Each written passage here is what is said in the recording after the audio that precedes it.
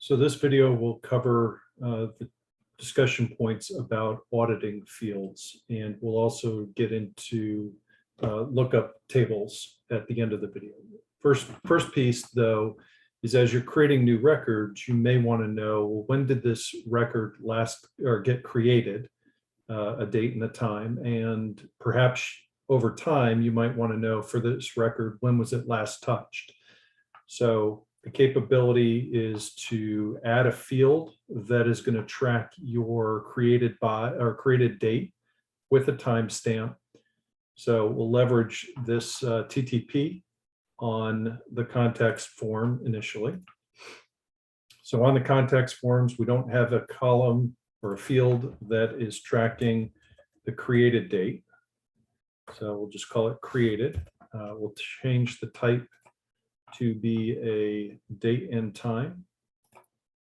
And then we will look to the default value to be now.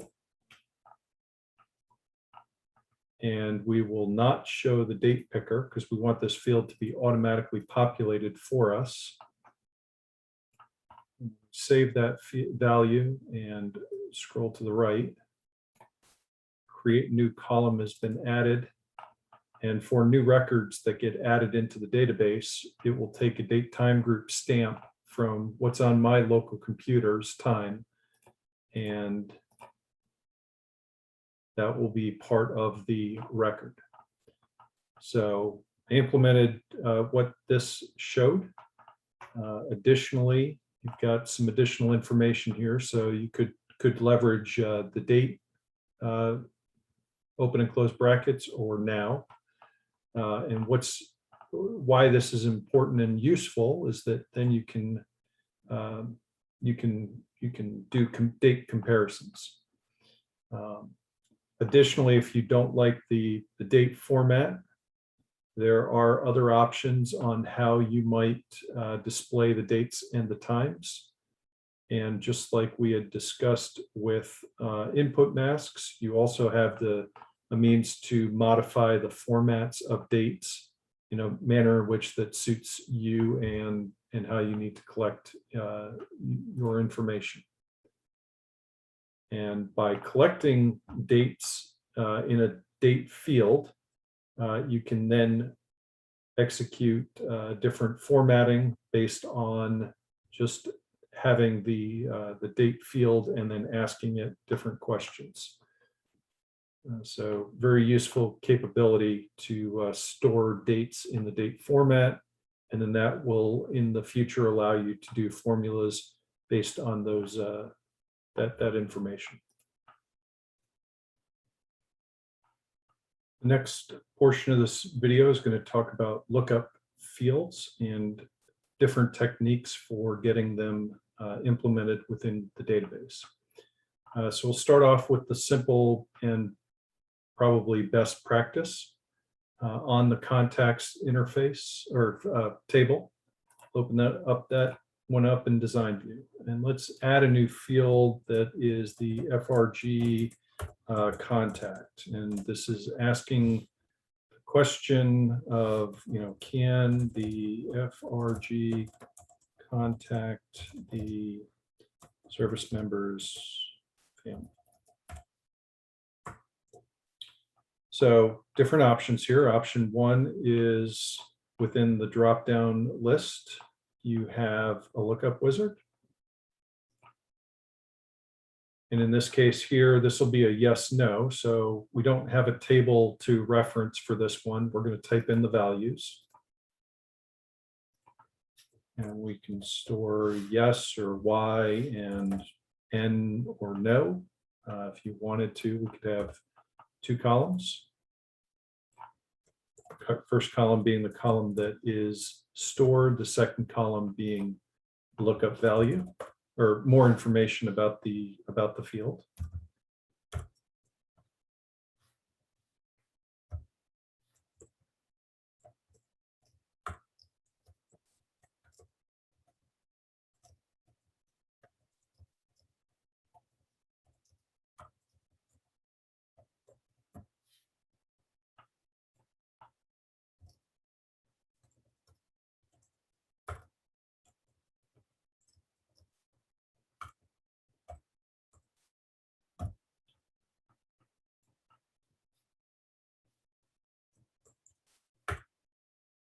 Maybe it's maybe there's a null value for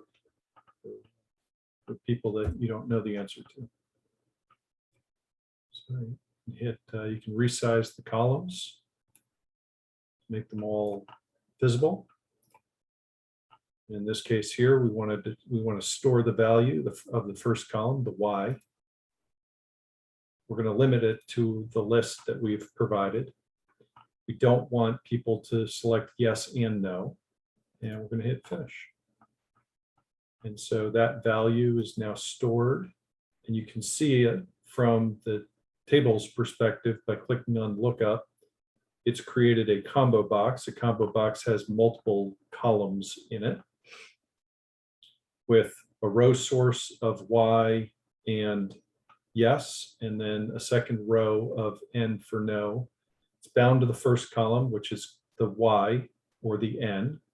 It's got two columns, and then its width that we've controlled by just dragging the width to the right is stored here in inches. So that allows this to be, if we need to expand the list or change the values, we'd have to come here to this section in order to modify it. But it's now set for that full table. So we'll save the values, come here to our contact list. We'll look to add existing fields. FRG contact is now a field that we can drag and drop in. Save it and view it.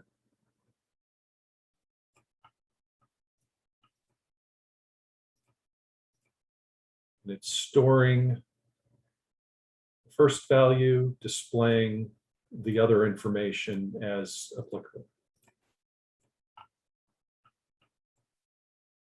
So that is one way, and probably a good way, for creating a lookup value as one technique.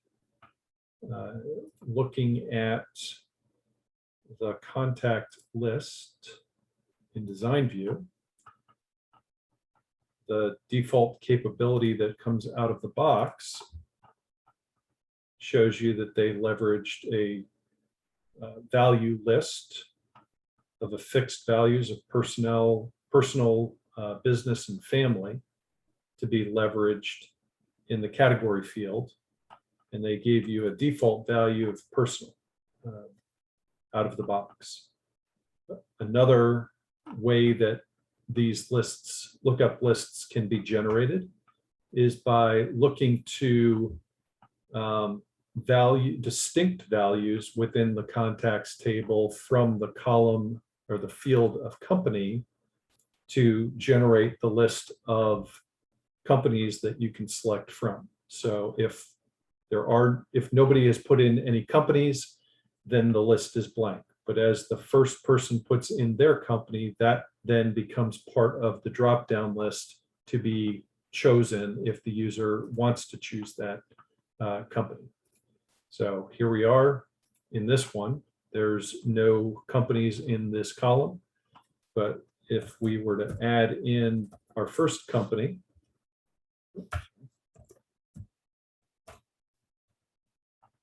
we go to the drop-down list, we can now pick a different company or choose one from the list because it's looking for distinct values, but it's not fixated on requiring you to pick from a specific designated list. So this is a good way if you don't have a set list of companies or organizations or whatever the values are for the drop-down lists. You want users to generate that list for you. Select the distinct values from a column within your database is another technique for generating a contact list. Another technique that can be used is to create a table that is then referenced as part of the lookup. So we'll generate a lookup table for ranks, and by that we will grab ranks and we will grab their grades.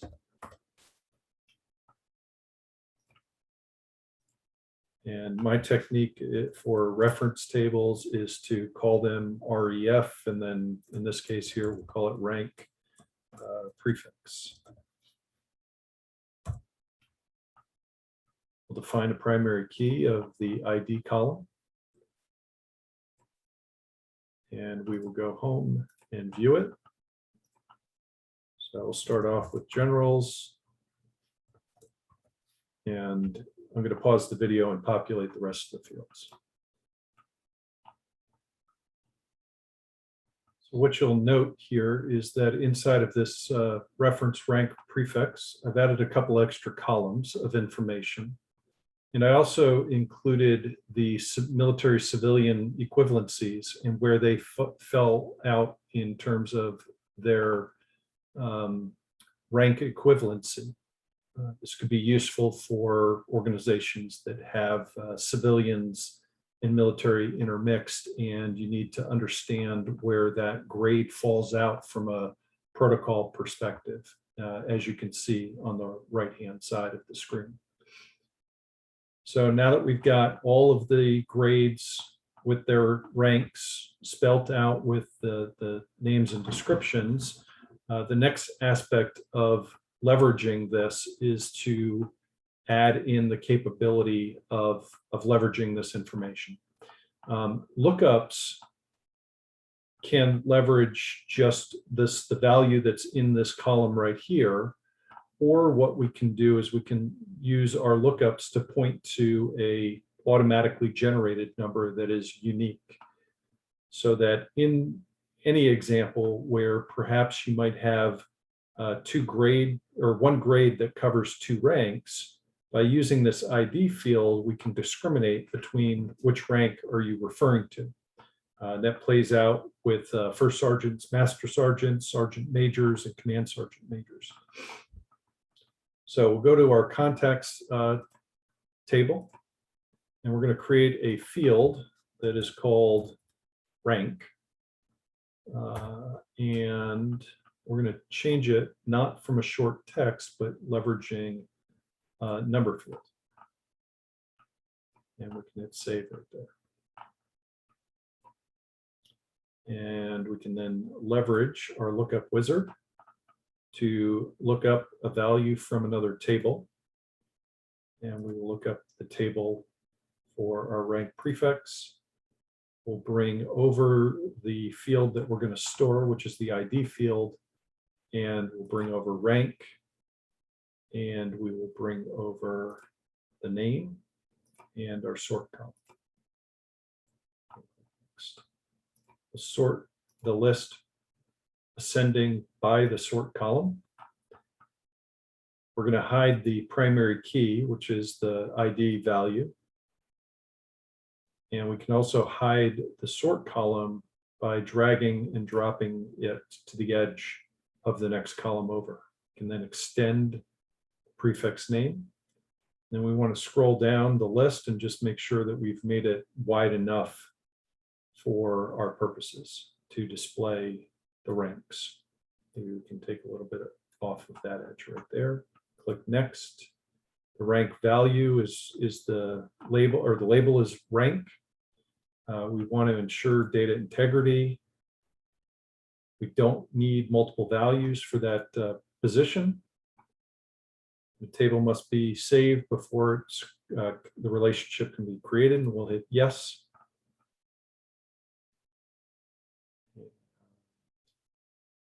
To figure out why I can't save it because the table is open. So let's try that one more time. And we saved it.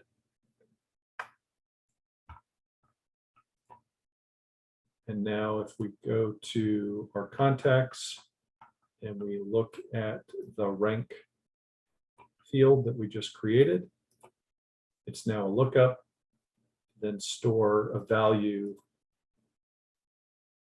of 1 or 10 or whatever the ID field is. But as you can see, it displays the first column's value within it.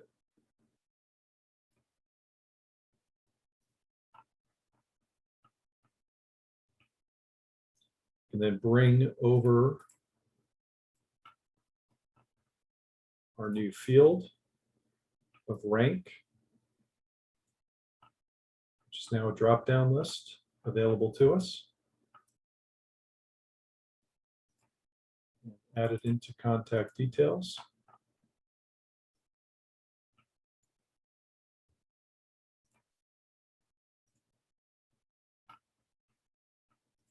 The value is now available to us. Now, as you're looking at some of these, the lookup list may be a little bit too tight. And if that's that case, we could then go into design view, look at the property, and determine if we need to change out any of the widths. And that is how you create a lookup list off of a lookup reference table within our database.